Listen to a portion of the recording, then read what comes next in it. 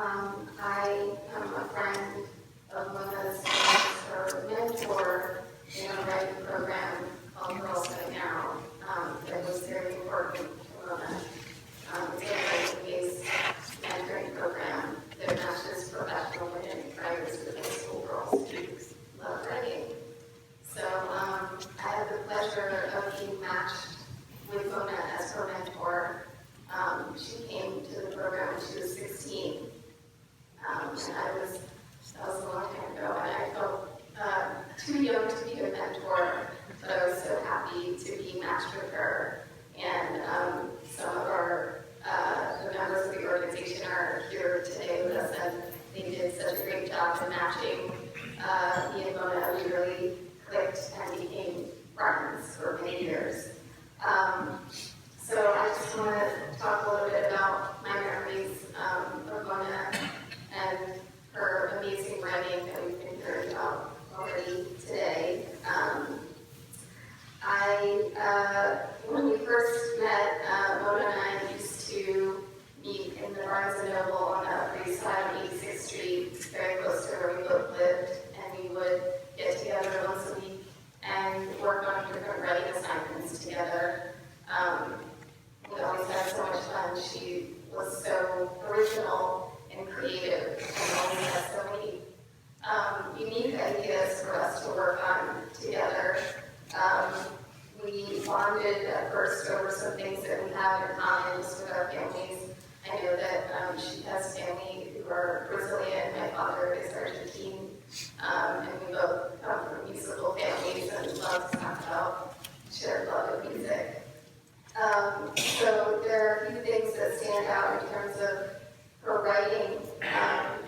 She was a very brave person and a very brave writer, and really shared so much of herself, and had such a distinct voice, and a lot of courage in what she shared.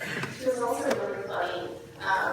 The program that we're in has a reading that you do with your pair, your mentor mentee pair together, you read something together. And one year, Mona decided it would be fun to write a conversation that was made up entirely of tongue twisters. So we wrote a whole poem that was a bunch of tongue twisters and practiced it together. And every time we practiced it, we messed up, but somehow, miraculously, when we did the piece in front of an audience, we were able to make it work. So we were both really proud of each other. She also had the idea to write a poem that has a different meaning depending on the order in which you read the poem. If you start from the beginning and read it from the beginning to the end, or if you start from the end and go from the bottom up.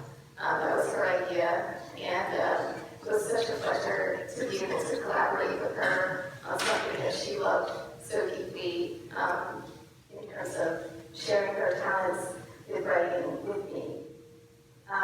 She was in the program with Girls Right Now for 3 years, and then after the program, she asked me very kind of nervously one day, "Will you still be my mentor after this program is over?" And I said, "Of course I will." No question, I would love to continue to be so we continued our mentor-mentee relationship, but also developed a really strong friendship. So we would go out to dinner in New York and just catch up on life, and she always ate the same thing when we went out to dinner. She ate pasta with no sauce on it. And I would always take hours and would laugh about that. And she used to send me birthday cards. She was so thoughtful.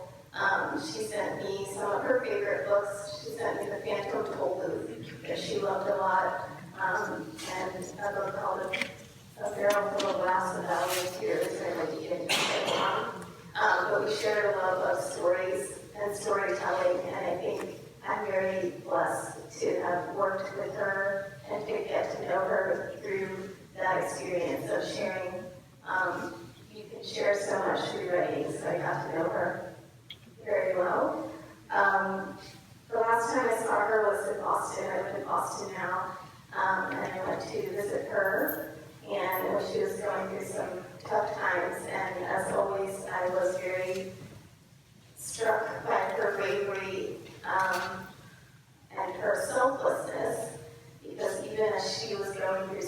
difficult, she was very kind in helping me go through something difficult at the same time. She was always very thoughtful and put herself second, or last even. I guess I knew that she was continuing to write this summer, and I always told her I can't wait to be in the audience when you are reading your published works to a room full of attentive readers, that I would be truly applauding her from the audience, so proud of her. And that's really the main thing that I want to say to Mona and tell you is thank you so much for letting me be a part of your life and for sharing your creativity and thoughtfulness and kindness with me. I'm so proud of you, Mona, and I always will be. And I know that memories were very important to her. She wrote many genres, but memoir was one of her favorites, writing about her memories of things and how to be meaning of different experiences. And I know that she would want us all to remember how selfless and full of wonder she approached the world. And I will never forget Mona. Thank you very much for asking me